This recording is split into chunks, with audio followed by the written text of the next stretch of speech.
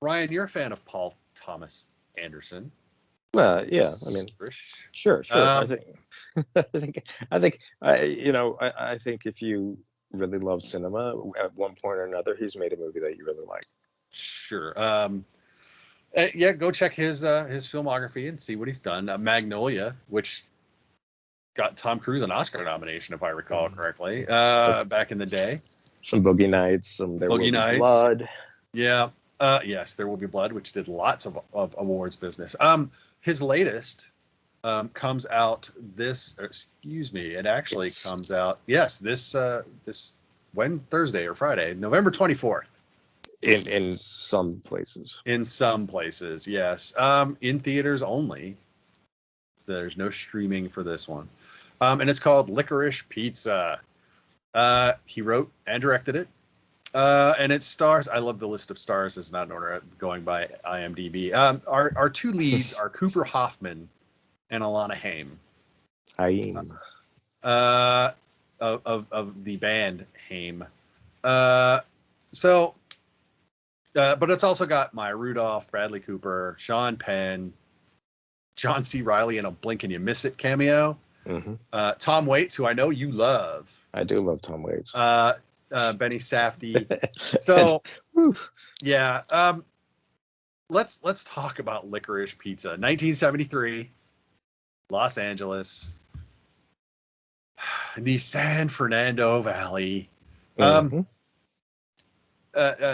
Cooper plays Gary Valentine, child actor, who hits on Alana, who plays Alana. Alana Kane is played by Alain Haim. A lot of creativity there.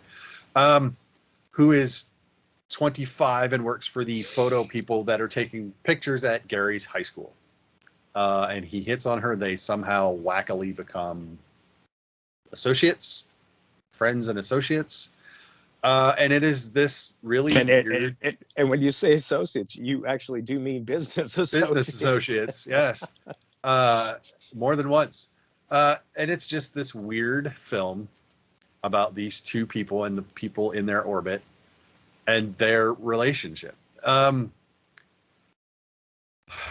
So much to unpack on this film. Where do you want to start with Licorice Pizza? Geez. I know there's a lot of places. I mean, it's a all over the place sort of movie, and not necessarily and I don't mean that in the sense that it's necessarily a mess or it's not doing what the director wanted to do. But there's a lot going on. There is a ton going on. There's a lot of little. They're not necessarily even subplots. There's so much going on in just. It is hard to talk about, particularly because you don't want to be spoilery. Right. But you've got kind of multiple at different points. There's little rivalries that happen at different points. There are, it's just, it's kind of it's a mishmash of stuff that about these two people. And for the first half of the film, it kind of felt like it was more from one of their angles. Right. And the second half of the film feels like it's from the other character's angle to a certain extent. But I describe this as the most awkward teenage fantasy that I've ever seen. I won't disagree with that assessment.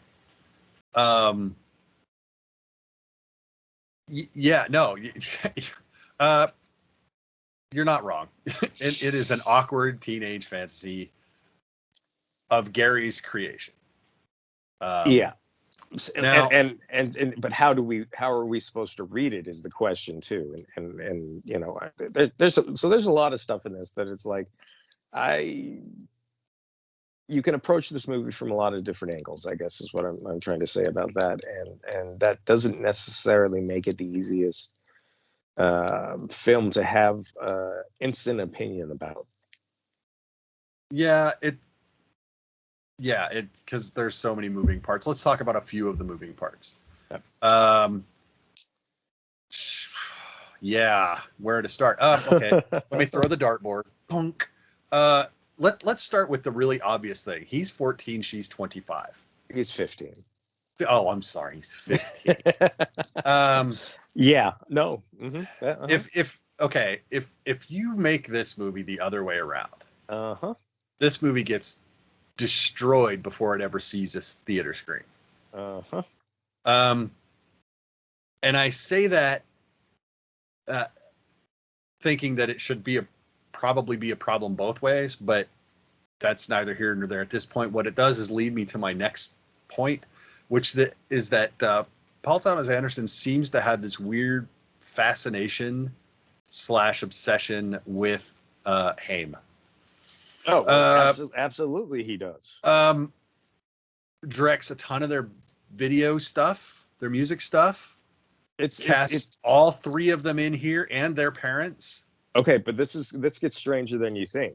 I'll bet it does. Go ahead. Because the mother of the family was an art teacher that he had at one point. So growing up, he had her as an art teacher, but didn't realize when he met Haim that was like he wanted to work with them because he liked them as musicians and whatnot. Right. Not realizing that he had, in fact, been a student of their mother's. But as the story goes, once he found out, he actually had held on to some of the art that he had done in the mother's class and whatnot. So yes, there's a lot of weirdness in this, and I'm no psychiatrist, but I'll bet someone could analyze this, but it is not me. Sure, maybe, but and the origins of this film go back a long time ago. 2001, I think he says that essentially he saw a young man at high school hitting on the whole setup here, and he thought, well, that would be, he was fascinated by what kind of movie that would be. And then other aspects of this film are actually based on a child actor that he knows who did in fact open multiple establishments along the same lines that this gentleman, this guy does, which is kind of bonkers, because it's one of those films that you think that's just weird. There's no way that could happen. But some of the weirdest stuff is stuff that's actually based on truth, which is how it goes. But yes, no, I don't think you're. He's done. I think 9 different videos with them. That's a lot. And so yeah, I mean, there's definitely something. He definitely connects and has something going on with these 3 sisters, and the parents as well. So yeah. So I don't know if it's unhealthy or not. I said I am not a psychiatrist. Yeah. I'm not qualified to analyze that in any way except. But it's not unusual for I guess it's not unusual for filmmakers to work with the same people a lot. No. What is unusual is at this point he hasn't done a film with any of them yet. It's all been music videos. Right. So this is different in the sense that this isn't the casting came a little out of left field. I guess. But Cooper is also Seymour Hoffman's son. Yes. And they had been frequent collaborators as well. So there's familiarity going on in here too. I mean, we talk about Wes Anderson has the same. Yes, it's true. So it's very similar to that. And I just think it's unusual in the sense that he has now combined his music video troupe with his movie. Sure. Let's talk about some of the we're not going to call them subplots. Let's call them narrative diversions. Sure. There's one involving Sean Penn and Tom Waits. where Alana is trying to get a role, and then she winds up hanging out with Sean Penn, the movie star, and Tom Waits, the director. But they're kind of, again, the age difference becomes weird, and then weird things happen in that whole scenario. We have which I would guess most of that is actually probably based on truth. Of somebody's story. Yeah, I'm sure that a lot of all those pieces happened. Bradley Cooper plays somebody, John Peters is his character name. And he crosses paths with one of Gary Valentine's businesses. And it turns out he's dating Barbara Streisand. Say it 3 times, 8 times. Streisand. And so there's that little diversion. There's Gary's professional life as an actor, or was actor, still trying to be an actor. Yeah. Dealing with his agent and casting people. So there's that diversion. And then there's all the business diversion stuff. And then on Alana's side, there's her, do I want to stop hanging out with high school kids diversion, where she volunteers on a local political campaign. Yeah. There's a lot in this film, and this film is 2.5 hours long. It's okay. It's 2:13. I apologize. It's not quite 2.5 hours long. It's 2:13. It feels longer than that. And I mean, it feels longer than that, not in a good way. At least to me, there's just this movie. There's too much in this movie because he packs everything so tightly. There's no time to breathe. So even that 2:13, you've got probably 3 hours of material in the hands of another director. I feel like that something needed to go. One of these diversions needed to be not taken. Well, I mean, because and there's lots of plot stuff because you're dealing with the gas crisis in the 70s. Yes. You're dealing with, I mean, there's it's stuff piled on top of stuff. The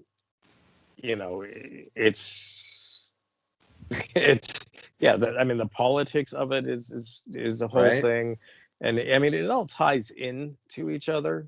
But there's a lot of stuff. There's a lot of stuff, but it does feel like the 70s.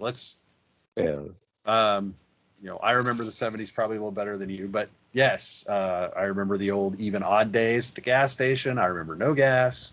That was mid to later 70s. This is 73 when this stuff really first started to become a thing in America's mind.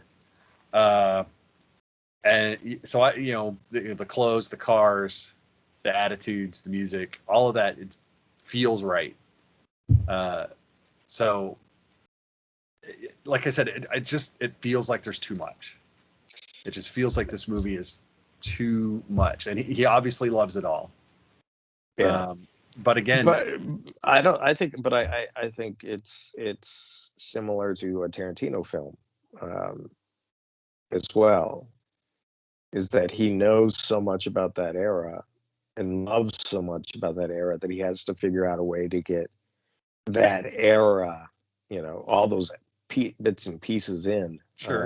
And I do think that part of it is there probably wasn't someone to say that you got to cut back on that. That's just too much, and because he's a director with some sway. And nobody wants to be the guy who said no to him at this point in his career, and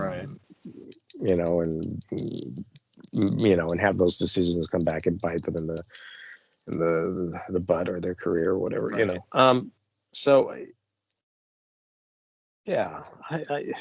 it's I think we do have. There is a time when I think that it would be appropriate for someone to interject and say, and just say, what's your focus here? Yeah. what are you going for here? What's important? Is it important that we give Bradley Cooper a chance to have one of his most memorable performances, even though it doesn't really have much to do with the movie itself? Right. I mean, there's a whole segment there that you could probably cut out. That would be my first choice to go. And it doesn't change the film much at all. Nope. I mean, not partially, but it's because it's one of those, and something funny happened on the way to the plot, or Yeah. And it is, and Bradley Cooper is great.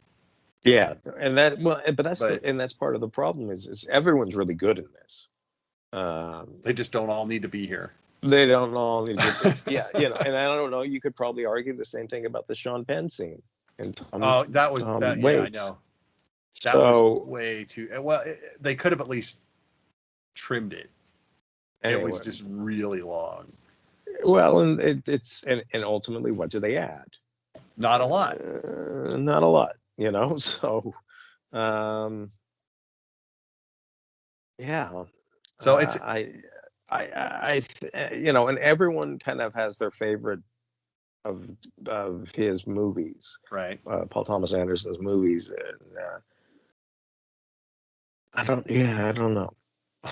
I don't know either. It's just this movie's not for everyone.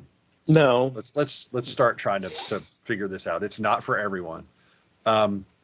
It's a challenging watch narratively, just for you to try to keep track of all the different diversions that he has going on, and how they play and how he wants them to play. Maybe, I don't know, but it's not an easy watch. You can't just go in and check out. No, be entertained for 2:13. And there's the elephant that's always in the room, which is the age, right? And like I said, this is a movie that would have been made in 1973 or 83 or 93, even 2003. But I don't know how you do it now. I mean, we've all seen those movies before. Yeah. But I mean, so I don't know that someone didn't just go, really, PT? I don't know. But yeah, so it's there, and people are gonna have to talk about it, because if you're gonna talk about it, if you reverse it, you have to talk about it now. And that's just where we are. So like I said, if this was a 15-year-old girl and a 25-year-old guy, there'd be pickets. There just would be. Well, this is essentially the reverse of a Lolita to a certain extent, but it's the funny thing is I mean, this kid is not like a supermodel, which is part of I mean, he's kind of a goofy, normal looking kid, which is probably why he plays in his one television role, just a goofy, normal-looking kid. Right. I don't know. I mean, so there's weird dynamics in this too, where I guess in Los Angeles, if you're a child actor or any sort of actor that's actually working, yep. You automatically move to the top of the food chain, and he's this strangely desirable person. Because it's not just, I mean, everybody kind of swoons over him. Fame is a powerful aphrodisiac. Yeah. So yeah, it's a weird movie. It's going to be challenging for people to watch. And there will be people who absolutely love it. And there will be people that absolutely hate it. Yeah. I don't think either of us falls into either of those camps.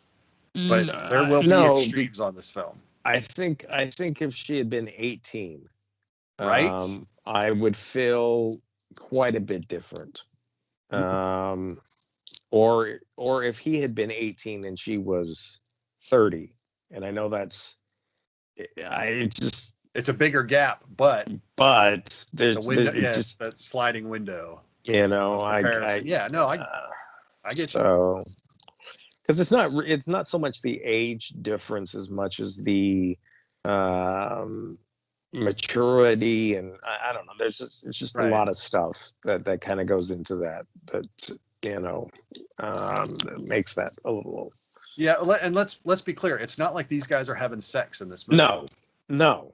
Their relationship dynamic is just weird. Well, it is weird, and it's continuously weird. Yes. It never isn't weird. No, yeah, it never isn't weird. You kind of think, well, okay, this is somebody here is going to figure out that this is kind of a crazy relationship that's probably not going to work. But that's not really what the movie's about. No, it's so really not.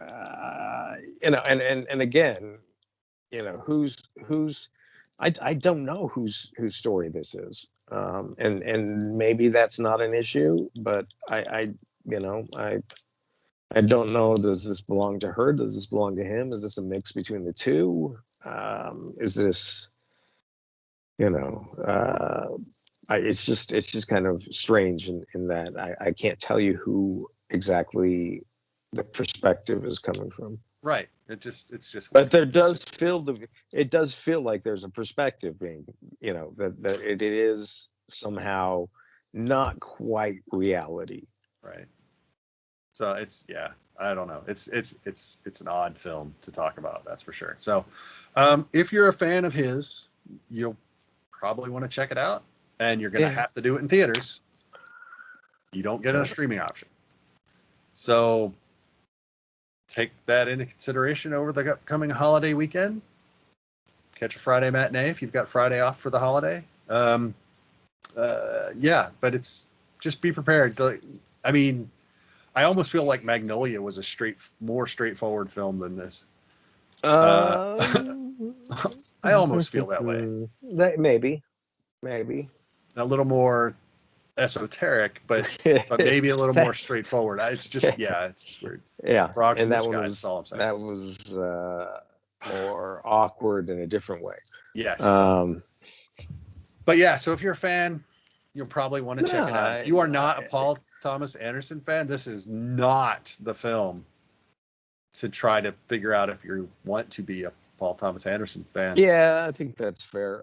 I think that there'll be a lot of talk about the performances come Oscar season.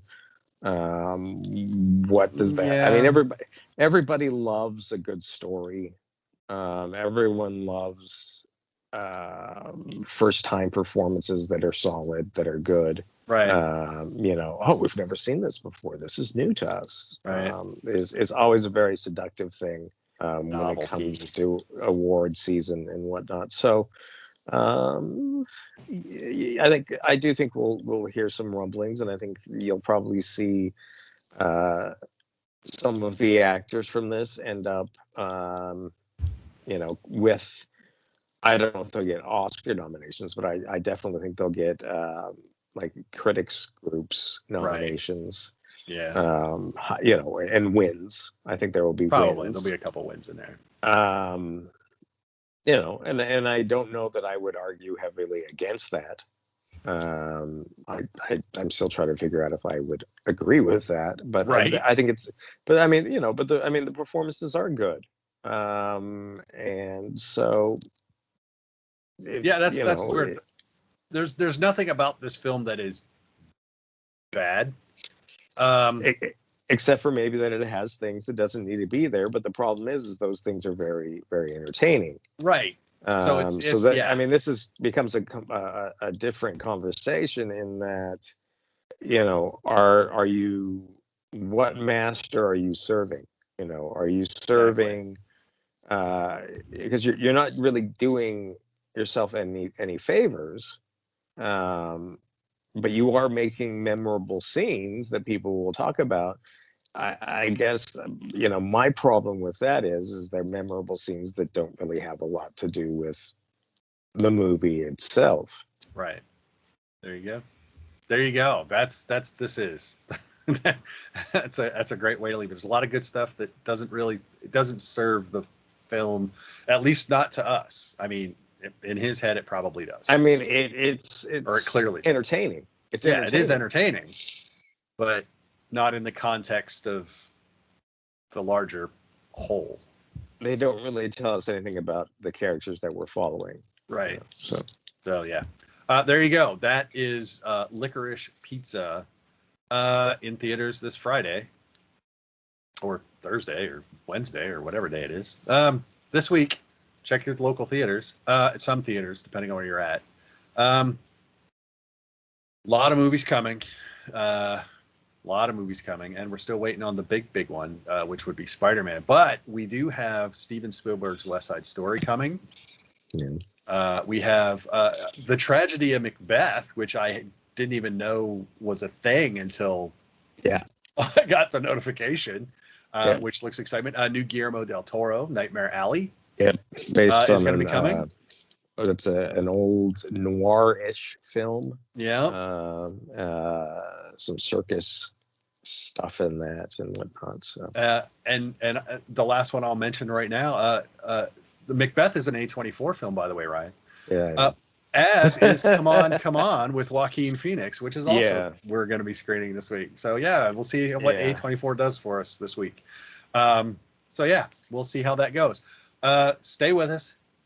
We've got lots of films to talk about. We'll get some of them to you before the holiday weekend. Some of them will come out after the holiday weekend. Depends on when they let us actually tell you about them. But they are coming. We've got some big ones coming, and we will happily yap about them for you. So till next time, stay safe. Don't forget to like us, follow us on social media at VS Movie Podcast. You know the drill. And stay safe. Have a happy holiday. Eat a lot of turkey. Watch some football. Take a nap on the recliner. That's what we do every Thanksgiving. So till then, though, I'm Mark. That's Ryan. Bye, Ryan. See you guys. We'll talk to y'all later.